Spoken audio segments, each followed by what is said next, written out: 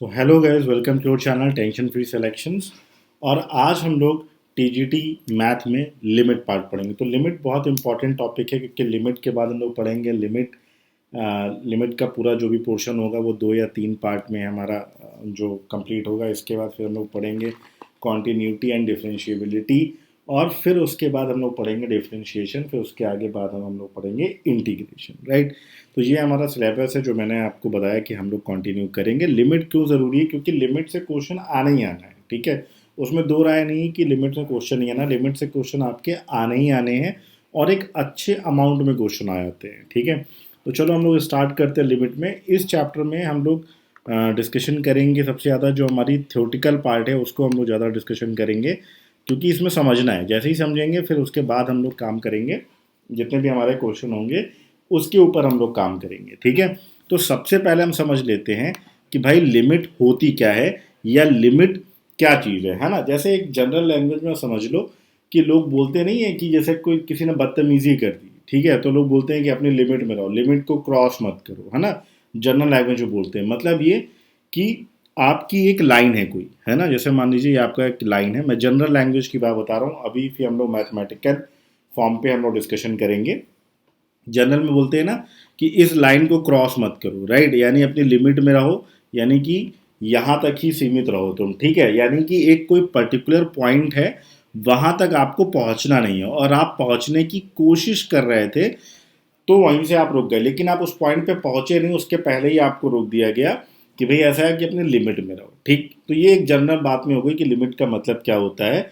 तो ऐसे समझ लीजिए कि limit means approaching not achieving, ठीक है। ये समझ लो कि लिमिट का मतलब क्या होता है, कि लिमिट का मतलब ये होता है कि आप जो है अप्रोच कर रहे हैं किसी भी कहीं पर पहुंचने का, क्या कर रहे हैं आप, अप्रोच कर रहे हैं, नॉट अचीविंग, ठीक है, आप अचीव नहीं कर पा रहे हैं उस चीज़ को, तो ये होता है लिमिट। यानी कि आप कहीं पर पहुंचने का क्या कर रहे हैं, अप्रोच कर रहे हैं पर अचीव नहीं कर पा रहे हैं, ठीक। अब अगर ऐसे बात समझिए कि मान लो अगर ये एक लाइन है, ठीक है, ये एक लाइन है, इसको बोलते हैं रियल लाइन। मान लो यहाँ पर क्या है हमारे पास, ये एक लाइन है, ठीक है। यहाँ पे मान लो कि एक पॉइंट हमारा क्या है, ज़ीरो है, ठीक। तो इधर का जो पार्ट है वो क्या होगा, लेफ्ट हैंड होगा। अगर इधर का हम लोग देखें तो क्या होगा, ये लेफ्ट पार्ट होगा। और इधर की बात करें तो ये जो पार्ट होगा हमारा वो राइट पार्ट होगा, ठीक। अब क्या हो रहा है, अब हो क्या रहा, लिमिट क्या करेगा, ये जीरो तक पहुंचने की कोशिश करेगा, इधर से लेफ्ट से जीरो तक पहुंचने की कोशिश करेगा और इधर राइट से जीरो तक पहुंचने की कोशिश करेगा। बात समझ में आ गई? पहुंचेगा नहीं, पहुंचने की कोशिश करेगा, ठीक है। लेफ्ट साइड से भी और राइट साइड से भी जीरो तक पहुंचने का वो अप्रोच कर रहा है, लेकिन पहुंच नहीं रहा है। यही है आपका लिमिट। तो बात समझ में आ गई? यानी लिमिट में जैसे कहीं पे दिया होता है, जैसे मान लीजिए लिमिट कहीं पे दी होती है ना कि limit x tends to one, तो इसका मतलब क्या हो गया कि x की वैल्यू वन नहीं है, ये x की वैल्यू नहीं है, x तक पहुंचने का वो ट्राई कर रहा है। यानी इसकी जो एग्जैक्ट हो सकता है, इसकी वैल्यू हो 0.9, हो सकता है 0.99 हो सकता है 0.9999 हो, ऐसे करके, ठीक है। बात समझ में आ गई? तो वहां तक पहुंचने की वो कोशिश कर रहा है, ठीक। चलो अब किसी एक क्वेश्चन से हम लोग देख लेते हैं कि इसको कैसे करेंगे। क्वेश्चन क्या कह रहा है हमारा, मान लेते हैं कि function of x is equal to, कहीं पे लिखा है x square minus one upon पे x minus one at nearby value of one, at nearby value of one, ये दिया हुआ है आपका, ठीक है। कि इसकी वैल्यू निकालो x square minus one upon x minus one की at nearby value one पे आपको क्या निकालनी है, वैल्यू निकालनी है, ठीक। तो अगर जैसे मैंने इसके फैक्टर किए, अगर मैं फैक्टर करके इसको देखता हूँ तो फैक्टर करने पे क्या आएगा कि मैं बात करूँ, देखो एक्स स्क्वायर माइनस वन है और ये एक्स माइनस वन है, यानी एक्स की वैल्यू सिंपल सी बात है वन है, ठीक है। तो वन के नियर बाई हमको वैल्यू क्या करनी है, फाइंड करनी है। तो यहाँ पे जो इसका पॉइंट हो गया वो वन हो गया, ठीक। और इधर से आपका क्या हो गया, लेफ्ट हैंड हो गया, और इधर से क्या हो गया आपका, राइट हैंड हो गया। अब इस लाइन को समझ लो कि कैसे, जैसे मान लो ये वन है, तो अगर मान लो यहाँ से क्या होगा, ज़ीरो होगा, तो यहाँ पर कहीं पे ऐसे होगा 0.1, ऐसे 0.2, ऐसे करके यहाँ पे 0.9 होगा। फिर और इसके बीच में ऐसे ऐसे गैप करेंगे तो 0.99 ऐसे आएगा, है ना। ऐसे बढ़ता जाएगा फिर वन पे पहुँचेगा, ठीक है। और राइट साइड में बढ़ेंगे तो यहाँ पे क्या हो जाएगा, 1.1 हो जाएगा, 1.2 हो जाएगा, ऐसे ऐसे डॉट डॉट करते चला जाएगा। हमें करना क्या है कि हम पहुंचने की कोशिश कर रहे हैं। तो हम लेफ्ट साइड से जो एक के बिल्कुल करीब होगा ना, सबसे ज़्यादा करीब क्या 0.9 है या 0.99 है या फिर 0.99 ऐसे करके, जो एक नहीं है लेकिन एक के करीब है, तो लेफ्ट साइड से हम उसको अप्रोच करते हैं। और राइट साइड से क्या अप्रोच करेंगे हम, जो एक के बिल्कुल करीब है, क्या होगा भाई 1.1 हो जाएगा, है ना, या फिर 1.11 ऐसे हो जाएगा, या फिर 1.01 ऐसे करके कोई भी पॉइंट हो जाएगा। यानी राइट साइड से भी हमको 1 का बिल्कुल करीबी लेना है और लेफ्ट साइड से भी हमको क्या करना है, बिल्कुल 1 का करीबी लेना है। ठीक, बात समझ में आ गई। तो अगर मान लो कि मैंने लेफ्ट साइड से क्या किया, ट्राई किया, मैंने लेफ्ट साइड से ट्राई किया, ठीक है, तो लेफ्ट साइड से अगर मैं ट्राई कर रहा हूँ तो मैं रख रहा हूँ x की वैल्यू 0.9 रखी मैंने, x की वैल्यू 0.9 रखी मैंने, क्योंकि नियर बाई वैल्यू ऑफ 1 दिया हुआ है। तो जब मैंने x की वैल्यू 0.9 रखी और अब मैं इसको सॉल्व करता हूँ तो क्या हो जाएगा, देखो अगर मैं देखूँ यहाँ पे तो देखो बहुत सिंपल सी बात है कि ये ऊपर वाला जो फैक्टर अगर सिर्फ x के फॉर्म पे करूँ मैं, तो ये ए स्क्वायर माइनस का बी स्क्वायर बन जाएगा अपॉन पे माइनस बी हो जाएगा। इसको सॉल्व करेंगे तो एक ब्रैकेट में ये आ जाएगा और एक ब्रैकेट में ये आ जाएगा, अपॉन पे ये हो जाएगा, ये से ये कैंसिल हो जाएगा, सिर्फ बचेगा हमारे पास ये x+1। ठीक है, तो जब मैं 0.9 वैल्यू रखूँगा, यानी अब सिर्फ इसकी जगह पे हम रख सकते हैं क्या, x+1 रख सकते हैं, और x की वैल्यू हमें क्या रखनी है, 0.9 रखनी है। तो मेरे पास जो आंसर आएगा वो आएगा 1.9 आएगा। ठीक है, बात समझ में आ गई। मेरे पास जो आंसर आएगा वो कितना आएगा, 1.9 आएगा। ठीक है, इसके बाद चलो मैंने x की और वैल्यू रख लेता हूँ मैं। 1.9 का मतलब मान के चलो कि लगभग लगभग ये किसकी ओर जा रहा है, ये लगभग लगभग 2 की ओर जा रहा है। ठीक है, ये 2 की ओर बढ़ रहा है। मैंने x की वैल्यू अब रख दी 0.99 रख दी, तो मेरे पास आंसर कितना हो जाएगा, 1.99 हो जाएगा। ये भी लगभग लगभग किसकी ओर जा रहा है, 2 की ओर जा रहा है, यानी कि ये 2 की ओर बढ़ रहा है। ठीक है, और अगर मैंने x की वैल्यू और रख दी 0.999 रख दी, तब भी मेरे पास जो आंसर आएगा 1.999 आएगा। तो ये भी लगभग किसकी ओर अप्रोच कर रहा है, 2 की ओर अप्रोच कर रहा है। ठीक है, यानी कि मैंने लेफ्ट की तरफ से जो एक के पहले की जस्ट वैल्यू थी x की जगह पर रखी, तो मैंने यहाँ पर देखा कि ये सब के सब ये किसकी ओर अप्रोच कर रहे हैं, ये सब के सब 2 की ओर अप्रोच कर रहे हैं, है ना। अगर कहीं पर 1.9 लिखा होता है तो आपको पता है कि आप उसको 2 लिख लेते हैं। ठीक, तो ये जो हमने लेफ्ट हैंड साइड से मैंने अप्रोच करके देखा, तो मेरे पास जो आंसर आ रहा है वो क्या आ रहा है, 2 आ रहा है। अब हम चेक कर लेते हैं राइट हैंड साइड से। ठीक है, लेफ्ट हैंड साइड से मैंने देखा कि अप्रोच हमारा क्या हो रहा है, 2 पे आ रहा है। अब मैंने राइट हैंड साइड से देखा, तो राइट हैंड साइड से जब मैंने देखा तो वैल्यू मैंने रखी x की जगह, सेम यही क्वेश्चन, क्योंकि एक ही क्वेश्चन पे हमको LHS भी चेक करना पड़ेगा और RHS भी चेक करना पड़ेगा। अब हमको x की जगह क्या रख देना है, 1.1 रख देना है। तो मेरे पास इस क्वेश्चन की जगह बचा क्या, बचा मेरे पास x+1 बचा, तो x+1 की जगह 1.1+1, तो कितना आ गया मेरे पास, 2.1 आ गया।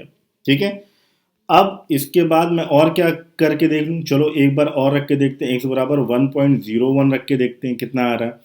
तो 1.01 और प्लस का 1 तब भी कितना आएगा, 2.01 आ जाएगा। ठीक है, तो लगभग लगभग ये 2.1 है, तो ये भी आपका 2 ही है ना। हम लोग पॉइंट के बाद क्या लिखते हैं भाई, अगर 2.5 के नीचे तो सबको 2 ही मान लेते हैं, और 2.01 है तो इसको भी हम लोग क्या मान लेंगे, 2 मान लेंगे। ठीक है, कि 2 की ओर ये क्या हो रहा है, एग्जैक्ट हमारा बढ़ रहा है। बात समझ में आ रही मैं क्या कह रहा हूँ, ये 2 पर पहुंचा नहीं है, लेकिन 2 के अल्ले पल्ले ही कहीं पर उसकी वैल्यू आ रही है, लेफ्ट हैंड साइड से भी और राइट हैंड साइड से भी। बात समझ में आ गई, क्लियर है। तो इस तरीके से हम किसी भी क्वेश्चन को सॉल्व करेंगे, है ना।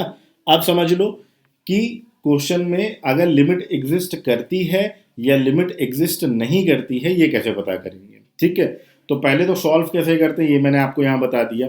अब समझ लो कि लेफ्ट हैंड लिमिट क्या होती है और राइट हैंड लिमिट क्या होती है। ठीक है, फिर आगे बताते हैं कि कहाँ पर एग्जिस्ट करती है और कहाँ पर एग्जिस्ट नहीं करती। इसको बोलते हैं लेफ्ट हैंड लिमिट। ठीक है, तो लेफ्ट हैंड लिमिट के लिए क्या करेंगे, अगर x टेंस टू 1 माइनस, ये माइनस मैंने किया है इसलिए कि माइनस नहीं कर रहे हैं। ठीक है, ये माइनस का मतलब हम लेफ्ट साइड से चल रहे हैं। ठीक है, तो इसलिए ऊपर मैंने क्या कर लिया, माइनस कर लिया। इसका मतलब ये हो गया, जब कहीं पर भी ऊपर माइनस लगाओ तो ये समझ लो कि जो x है वो अप्रोच कर रहा है लेफ्ट साइड से। अगर कहीं पर माइनस ऐसे ऊपर लगा है तो इसका मतलब है कि जो x है ये अप्रोच कर रहा है लेफ्ट साइड से। ठीक है, तो इसका मतलब कहीं पर अगर ऐसे लिखा है limit x tends to 1 minus ऊपर लिखा है यानी लेफ्ट साइड से, और अभी हमने सॉल्व किया फंक्शन ऑफ x की वैल्यू क्या आई है हमारे पास 2 आई है। ठीक है, अब हम बात करते हैं RHL की, यानी कि राइट हैंड लिमिट की बात करते हैं। तो ये क्या हो जाएगा x टेंस टू ऊपर यहाँ पे 1 प्लस करते हैं। जब आप प्लस की बात करेंगे तो ये आप समझ लेंगे कि जो x का अप्रोच हो रहा है हमारा वो कहाँ से हो रहा है, राइट साइड से हो रहा है। ठीक है, इसका अप्रोच कहाँ से हो रहा है, राइट साइड से हो रहा है। तो इसको अगर लिमिट के फॉर्म पे दिखाएंगे तो क्या हो जाएगा, limit x tends to 1 plus और function of x tends to 2, ये भी 2 की तरफ ही बढ़ रहा है और ये भी आपका 2 की तरफ बढ़ रहा है। ठीक है, लिखने का तरीका मैंने आपको बता दिया कि किस तरीके से हमारा लिखता है। तो इसका मतलब ये हुआ कि अगर ये दोनों वैल्यू, यानी ये दोनों वैल्यू क्या है, सेम है, that means LHL is equal to RHL, दोनों सेम है ना, दोनों बाई 2 की तरफ लगभग बढ़ रहे हैं, यानी कि LHL is equal to RHL। ठीक है, बात समझ में आ गई। और इसके बाद अगर फंक्शन ऑफ x की जो वैल्यू है वो क्या है, फाइनाइट है, तो वहां पे लिमिट क्या होती है, एग्जिस्ट करती है। बात समझ में आ गई। तो ये आपके क्वेश्चन, ये आपकी क्या हो गई, डिफिनीशन हो गई कि लिमिट कहाँ पे एग्जिस्ट करती है। लिमिट एग्जिस्ट वहीं पे करती है जहाँ पे left hand limit is equal to right hand limit और इज इक्वल टू क्या हो जाए आपका, ये दोनों चीज़ हो जाए, और क्या होना चाहिए आपका, फाइनाइट वैल्यू होनी चाहिए। फाइनाइट वैल्यू का मतलब जैसे 2 है, 3 है, 4 है, 5 है, ये 2 कंडीशन होती हैं आपका लिमिट को एग्जिस्ट करने के लिए। अगर ये 2 कंडीशन है तभी लिमिट हमारे एग्जिस्ट करेगी, अदरवाइज हमारी लिमिट जो होगी वो एग्जिस्ट नहीं करेगी। बात समझ में आ गई। तो कभी कभी क्वेश्चन में आपसे पूछ लेगा, कोई भी क्वेश्चन दे लेगा और बोलेगा कि भाई ये बताओ कि यहाँ पे क्या लिमिट एग्जिस्ट करती है कि नहीं करती है। ठीक है, और वहाँ पे आपको आंसर दे देगा। ठीक है, तो कई बार ऐसे भी क्वेश्चन आते हैं यहाँ पे आपके सामने कि आप अगर उसको डायरेक्ट अप्लाई करोगे तो क्या होगा, वो जीरो आ जाएगा, वो इनफाइनाइट के फॉर्म पे आ जाएगा, अलग अलग फॉर्म पे आ जाएगा। ठीक है, तो अगर लिमिट एग्जिस्ट कराना है तो 2 कंडीशन होनी चाहिए, एक तो आपका left hand limit is equal to right hand limit होना चाहिए, दूसरी बात आपकी जो वैल्यू होनी चाहिए वो वैल्यू आपकी फाइनाइट होनी चाहिए, यानी कि कोई भी एक कांस्टेंट आपका नंबर होना चाहिए। ठीक है, बात समझ में आ गई। तो आप ये कह सकते हैं, अगर मैथमेटिकल में मैंने बोला था आपको मैं बताऊंगा तो मैं लिखूंगा नहीं, मैथमेटिकल में आप समझ लीजिए क्या है कि if a function is approaching the same value, same value का मतलब कोई भी एक एग्जिस्ट वैल्यू होगी from both side RHL and LHL, then the value of LHL and RHL are equal. ठीक है, at x is equal to जो भी वैल्यू होगी। ठीक है, then finite, then we can say that कि ये जो वैल्यू हमारी है वो क्या हो रही है, एग्जिस्ट, जो हमारी लिमिट है वो वहाँ पे क्या कर रही है, एग्जिस्ट कर रही है। ठीक है, अब समझ लो कि एक बार समझ लेते हैं हम लोग ग्राफ बेस में कि भाई ग्राफ में कैसे इसको हम चेक करेंगे। ठीक है, देखो जैसे मान लो कि ये ग्राफ है हमारा, ठीक है, कोई भी ऐसा ग्राफ हम लोग मान लेते हैं और यहाँ से हमारा इस टाइप से जा रहा है और यहाँ पर हमारा मान लो कोई पॉइंट है, इस जगह पे कोई पॉइंट है हमारा ए। अब आपसे पूछेगा कि ये बताओ कि भाई यहाँ पर हमारा जो लिमिट है वो एग्जिस्ट कर रही है या नहीं कर रही है। तो अगर हम लेफ्ट साइड से चलेंगे, यानी कि लेफ्ट साइड का मतलब ऐसे, लेफ्ट साइड का मतलब इस तरफ से चलेंगे और राइट साइड का मतलब इस तरफ से चलेंगे। ठीक है, जब दोनों चलेंगे और ये जो हमारा पॉइंट है ये क्या हो जाएगा, function of x is equal to finite, क्योंकि दोनों तरफ से पहुँचेंगे हम लोग, बराबर अप्रोच करेंगे और इस पॉइंट पे जो कहीं पे मिल रहा होगा उसकी कोई ना कोई क्या है, फाइनाइट वैल्यू है। तो ऐसी कंडीशन पे जो हमारी लिमिट होगी वो क्या हो जाएगी, एग्जिस्ट कर जाएगी। ठीक है, अगर ये ग्राफ बेस में समझ लो। ओके, अब एक दूसरी कंडीशन भी समझ लेते हैं कि दूसरी कंडीशन क्या हो सकती है। दूसरी कंडीशन ये हुई कि एक ग्राफ ऐसा है, इसके बाद फिर गैप है, फिर एक ग्राफ ऐसा है। ठीक है, अब यहाँ पे क्या है, चलो मान लेते हैं यहाँ पे एक पॉइंट है। ठीक है, ये एक पॉइंट है यहाँ पे ए। अब इन दोनों में क्या है, यहाँ पे देखो गैप है ना, यहाँ पे क्या है, गैप है। ठीक, तो जब अगर हम इसको इधर से चेक करेंगे तो जैसे मान लो अगर कॉलम वाइज करेंगे, अगर मान लो इधर से करेंगे तो इसका वैल्यू आएगा मान लो 3। ठीक है, और अगर मैं इस वैल्यू को चेक करूंगा तो इसकी वैल्यू क्या आ जाएगी, 2 आ जाएगी। ठीक है, बात समझ में आ गई। तो जब हमारी लेफ्ट हैंड साइड से मैंने वैल्यू निकाली और राइट हैंड साइड से मैंने वैल्यू निकाली तो हो क्या रहा है कि दोनों की वैल्यूज अलग अलग आ रही हैं। ठीक है ना भाई, इधर से मैंने इसकी वैल्यू निकाली, इसके लिए पॉइंट ये था तो 3 आ गई, और जब मैंने वैल्यू इधर से निकाली तो इसके लिए वैल्यू क्या आई, 2 आई। तो जब मैं देख रहा हूँ कि दोनों की वैल्यू क्या है, आपस में अलग अलग है, बराबर नहीं है, तो उसमें क्या हो जाएगा, लिमिट डज नॉट एग्जिस्ट। ठीक है, ये थोड़ा सा हो सकता है क्योंकि थ्योरेटिकल है, लेकिन इसको समझना बहुत ज़रूरी है। जैसे ही आप समझ में आ जाएगा आपके, ऑटोमेटिक इसके क्वेश्चन क्या कर लेंगे, बहुत इजी वे पे हमारे आ जाएंगे। ठीक है, एक और हमारा फिगर बनता है, उसको भी देख लेते हैं। ये फिगर बना हमारा, एक फिगर जा रहा है हमारा ये करके ऐसे पूरा ऊपर की ओर चला गया। ठीक है, और एक फिगर जो हमारा आ रहा है वो ऐसे चला गया। यानी कि जो फिगर है, अब अगर मैं पॉइंट की बात करता हूँ यहाँ पे, तो ये पॉइंट क्या हो जाएगा, ए पॉइंट हो जाएगा। लेकिन अब इसका क्या है, कोई मिलने का नहीं है, क्योंकि ये पूरा क्या जा रहा है, इन्फानाइट जा रहा है, ये भी क्या जा रहा है, पूरा इन्फानाइट जा रहा है। तो ये क्या हो जाएंगे, यहाँ पे ये इन्फानाइट हो जाएगा, टर्म जो आएगा वो क्या हो जाएगा, इन्फानाइट टर्म पे आ जाएगा। ठीक है, तो ऐसे उसमें भी क्या होगा, लिमिट नॉट एग्जिस्ट। ठीक है, लिमिट हमारी क्या होगी, एग्जिस्ट नहीं करेगी। तो लिमिट अगर एग्जिस्ट करानी है तो हमारे सामने सिर्फ और सिर्फ दो रास्ते हैं। पहला रास्ता हमारा ये है कि हम क्या कर लें, एल एच एस का मतलब लेफ्ट हैंड साइड से, या एल एच एल ले लें। L H L is equal to R H L होना चाहिए, और जो आएगा यानी फंक्शन ऑफ एक्स की जो वैल्यू आएगी वो वैल्यू क्या होनी चाहिए, फाइनाइट होनी चाहिए, तभी हमारी जो लिमिट है वो एग्जिस्ट करेगी। अदरवाइज हमारी जो लिमिट है वो एग्जिस्ट नहीं करेगी। ठीक है, चलो इसका एक क्वेश्चन देख लेते हैं कि पहले क्वेश्चन कैसे आते हैं। इसके ऐसे मान लो कोई भी एक क्वेश्चन लेते हैं, मान लिया मैंने लिया कि function of X is equal to 1/x²। ठीक है, ये क्वेश्चन लिया और हमको निकालना है कि डज लिमिट एग्जिस्ट। ठीक है, डज लिमिट एग्जिस्ट एट, मान लेते हैं x² इक्वल टू 0। ये ऐसे मान लेते हैं कि x² 0 पे क्वेश्चन है, function of x equal to 1/x², क्या यहाँ पे लिमिट एग्जिस्ट करती है। ठीक है, क्वेश्चन है, करती है कि नहीं करती हमको नहीं पता। ठीक है, लेकिन हमको एक बात ये पता है कि लिमिट अगर एग्जिस्ट करानी है तो सबसे पहली बात तो ये हो गया हमारे सामने कि लिमिट को जब भी हम एग्जिस्ट कराएंगे तो एल एच एल और आर एच एल क्या होनी चाहिए, बराबर होनी चाहिए। एक बात, दूसरी बात क्या होनी चाहिए कि लिमिट की जो वैल्यू, यानी जो वैल्यू रखेंगे फंक्शन ऑफ एक्स, उसकी वैल्यू एक फाइनाइट आनी चाहिए, तभी लिमिट एग्जिस्ट करेगी, अदरवाइज लिमिट एग्जिस्ट नहीं करेगी। ठीक है, तो अगर मैंने x की वैल्यू डायरेक्ट यहाँ पे अप्लाई कर दी तो 1/0, तो आंसर आ जाएगा इन्फानाइट। ठीक है, अब क्वेश्चन कैसे करें, तो जब इस टाइप का कोई क्वेश्चन बनता है तो फिर हम क्वेश्चन कैसे करते हैं उसको समझो। सबसे पहले हमको एल एच एल लेके करना है। ठीक है, करेंगे कैसे ये समझो, स्टेप बाय स्टेप समझते आना कि हमारे पास लेफ्ट हैंड लिमिट को हम कैसे सॉल्व करेंगे और राइट हैंड लिमिट को कैसे सॉल्व करेंगे। ठीक है, बात समझते जाना। तो कह रहा है कि जब x इज इक्वल टू 0 है ना, लिमिट हमारी कहाँ से लेके चल रहे हैं, x इज इक्वल टू 0 लेके चल रहे हैं, यानी कि limit x tends to 0 1/x²। ये लिख लिया मैंने क्योंकि x² 0 हमारे पास आंसर में दिया हुआ है। ठीक है, बात समझ में आ गई। अब हमको करना क्या है, एक बात को समझना है। ठीक है, अब हमको करना क्या है समझना है। अगर हम लेफ्ट हैंड से कर रहे हैं तो यहाँ पे मैंने माइनस कर दिया। ठीक है, 0 और माइनस कर दिया ताकि हमारे दिमाग में रहे। सबसे पहले हमको क्या करना है कि हमको ये पूरा स्टेप हटा के ये नए स्टेप पे आना है कि हमको h टेंस टू क्या मान लेना है, 0 मान लेना है, और x की जगह पे हमको x माइनस एच मान लेना है। ये मैं बता रहा हूँ आपको लेफ्ट हैंड के लिए। राइट हैंड के लिए बिल्कुल इसी का अपोजिट, हमको क्या मान लेना होगा, x प्लस एच मान लेना होगा। सिंपल सी बात है। ठीक है, बात समझ में आ गई।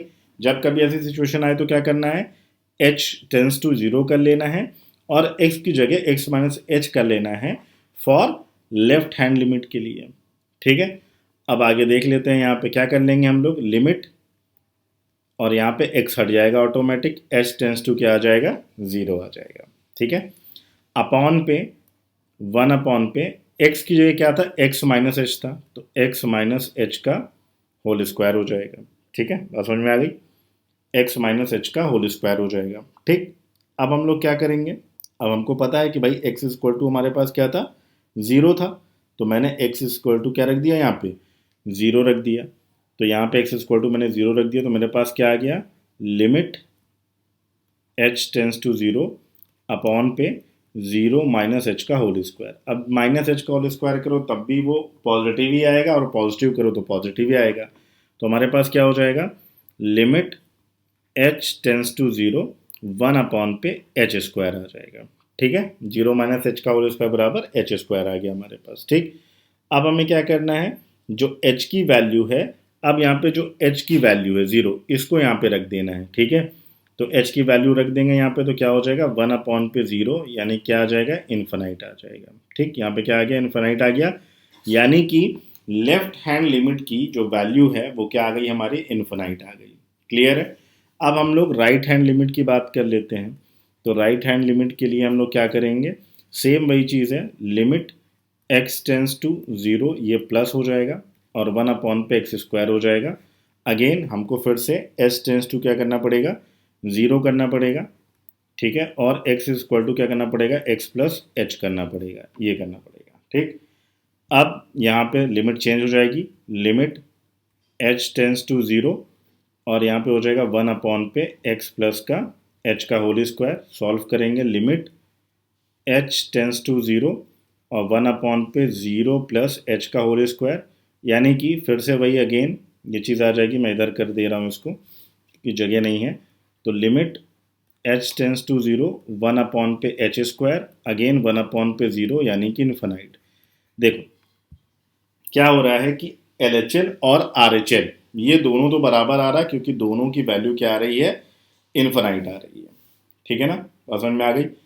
तो यहाँ तक हमको कोई दिक्कत नहीं, क्योंकि इसकी वैल्यू क्या आ रही है, इन्फिनाइट इन्फिनाइट दोनों की वैल्यू सेम आ रही है, तो जो लिमिट है उसको एग्जिस्ट करना चाहिए। लेकिन मैंने एक बात और बताई थी कि जो पॉइंट होगा, यानी इसका जो आंसर आएगा, वो बराबर के साथ साथ क्या होना चाहिए, एक फाइनाइट वैल्यू होनी चाहिए। और यहाँ पे दोनों वैल्यू क्या आई आपकी, इन्फिनाइट आई। तो इसका मतलब इसका आंसर हो जाएगा कि जो लिमिट है ये एग्जिस्ट नहीं करती है। ठीक है, लिमिट डज नॉट एग्जिस्ट, इसका आंसर हो जाएगा लिमिट डज नॉट एग्जिस्ट। बात समझ में आ गई, क्लियर है ना, किसी कोई डाउट। ठीक, बात समझ में आ गई। अब सवाल ये उठता है कि जैसे यहाँ पे ये एच हमने क्यों किया, ठीक है, बाकी चीज़ें ये हमने क्यों करी, हम डायरेक्टली, क्योंकि डायरेक्ट भी अगर हम वैल्यू रख रहे थे तब भी इन्फिनाइट आ रहा था, तो फिर आखिर हमने एच और ये सारी चीज़ें क्यों करी, सवाल ये उठता है। ठीक है, तो यहाँ पे मैं आपको बताता हूँ कि जैसे अगर कहीं कहीं पर अगर ये सारी चीज़ें आ जाती हैं, क्योंकि लिमिट के केस में ऐसा, ये वाला जो क्वेश्चन आप देख रहे हैं, जब आपसे पूछेगा कि लिमिट एग्जिस्ट करती है या लिमिट एग्जिस्ट नहीं करती है, तभी आपको ये एच वाला जो फार्मूला जो मैंने आपको बताया है, इसको आपको क्या करना है, यूज़ करना है। ठीक है, बाकी चीज़ों के लिए आपको दूसरी चीज़ें होती हैं, उसको हम लोग बोलते हैं इनडिटर्मिनेंट्स। ठीक है, और इनडिटर्मिनेंट्स कैसे पहचानेंगे, और इनडिटर्मिनेंट्स के बाद कहीं पर हम डायरेक्ट लिमिट अप्लाई कर देते हैं, कहाँ पर हम डायरेक्ट लिमिट अप्लाई नहीं कर सकते हैं, अभी हमको ये सारी चीज़ें जाननी होंगी। बात समझ में आ गई। तो इतना तो मुझे लगता है कि आपको क्लियर हो गया होगा। ठीक है, अब सवाल ये उठता है कि इनडिटर्मिनेंट्स क्या चीज़ें होती है कि हम लोग इसको यूज़ करते हैं, और इनडिटर्मिनेंट्स अगर आते हैं तो हम लोग वहाँ पर किस चीज़ का यूज़ करते हैं, सवाल ये उठता है। ठीक है, तो इनडिटर्मिनेंट, अब इनडिटर्मिनेंट का मतलब होता है, इनडिटर्मिनेंट का मतलब होता है जिसे सॉल्व ना किया जा सके। ठीक है, ये होता है हमारा इनडिटर्मिनेंट फॉर्म होता है, जिसे सॉल्व ना किया जा सके। अब ये कितने टाइप के होते हैं, ये टोटल हमारे 7 टाइप के होते हैं। कितने टाइप के होते हैं, 7 टाइप के होते हैं। बस आपको देखना है और समझ लेना है कि ये आपके इनडिटर्मिनेंट हैं। ठीक, कौन कौन से होते हैं समझ लेते हैं। कहीं पर डायरेक्ट वैल्यू रखो, 0 अपॉन 0 आ गया तो वो इसका मतलब हो गया इनडिटर्मिनेंट हो गया। ठीक है, कहीं पर इन्फिनाइट अपॉन इन्फिनाइट आ गया तो वो इनडिटर्मिनेंट हो गया। कहीं पे इन्फिनाइट माइनस इन्फिनाइट आ गया तो वो इनडिटर्मिनेंट हो गया। इन्फिनाइट मल्टीप्लाई बाई 0 हो गया तो वो इनडिटर्मिनेंट हो गया। इसके बाद 0 की पावर 0 आ गया, इन्फिनाइट की पावर आपका 0 आ गया, और 1 की पावर आपका इन्फिनाइट आ गया। ठीक है, बात समझ में आ गई। कहीं पर अगर आपको ये सब मिल जाए, ठीक है, और एक बात याद रखिएगा, क्योंकि बात हम कर रहे हैं लिमिट की, तो यहाँ पे जो 0 अपॉन 0 है या इन्फिनाइट अपॉन इन्फिनाइट है, या जो भी चीज़ें हैं, ये सब की सब आपकी क्या हो रही हैं, अप्रोच हो रहा है। ये सब का सब आपका क्या हो रहा है, अप्रोच हो रहा है। ठीक है, कोई भी परफेक्ट नहीं, यानी कि एकदम कांस्टेंट नहीं है कि वो 0 है, वो 0 तक पहुंचने की क्या कर रहा है, कोशिश कर रहा है। ठीक है, तो लिमिट में जितनी भी सारी चीज़ें होती हैं वो अप्रोचिंग के फॉर्म पे होती हैं। ठीक, बात समझ में आ गई। अब इनडिटर्मिनेंट है या नहीं है ये कैसे पहचानेंगे, पहले हम इसको देख लेते हैं। जैसे मान लीजिए कहीं पर कोई क्वेश्चन दिया है, ठीक है, क्वेश्चन के अकॉर्डिंग समझते हैं तो ईजी होगा आपके लिए। जैसे कहीं पर दिया है कि limit x tends to 0 and 1 minus cos X upon पे एक्स स्क्वायर, कहीं पर ये दिया हुआ है।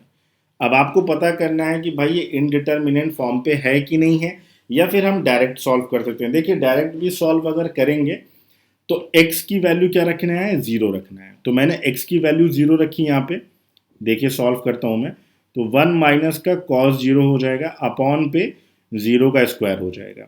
कॉस 0 की वैल्यू होती है 1, तो 1 माइनस 1 और नीचे 0 हो जाएगा, तो ऊपर भी 0 अपॉन 0। तो मैंने आपको बताया कि भाई 7 टाइप हैं, देख लो। तो पहला वाला टाइप आ गया 0 अपॉन 0, आ गया 0 अपॉन 0। तो इसका मतलब ये क्या हो गया, इनडिटर्मिनेंट फॉर्म हो गया, यानी कि ये डायरेक्ट सॉल्व नहीं होगा। इसको सॉल्व करने के लिए हमें दूसरे मेथड का यूज करना पड़ेगा। ठीक है, बात समझ में आ गई। चलो एक और एग्जांपल के थ्रू देख लेते हैं कि हम कैसे पहचानेंगे कि इनडिटर्मिनेंट का ये फॉर्म है या नहीं है। क्वेश्चन है limit x tends to 0 1 plus X की पावर 1/x ले लेते हैं। ठीक है, सॉल्व करते हैं इसको। तो भाई 1 प्लस 0, ठीक है, यहाँ पे क्या हो गया 1 प्लस 0, एक्स की वैल्यू 0 रख दिया, और 1 अपॉन पे 0। तो भाई ये तो हो गया 1, और 0 का 1 में डिवाइड करोगे तो क्या हो जाएगा, इन्फिनाइट हो जाएगा। तो 1 अपॉन इन्फिनाइट, देखो लास्ट वाला, ठीक है, तो आ गया ना इनडिटर्मिनेंट फॉर्म। ठीक, तो ऐसे हम लोग समझ लेते हैं कि ये इनडिटर्मिनेंट फॉर्म होगा कि नहीं होगा।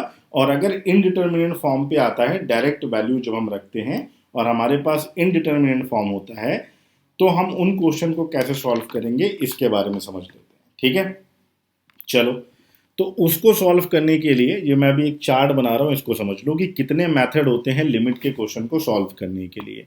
ठीक है, यहाँ पे मैं एक बना देता हूँ मेथड, और इसका जो डिस्कशन हम लोग करेंगे वो नेक्स्ट वीडियो में करेंगे।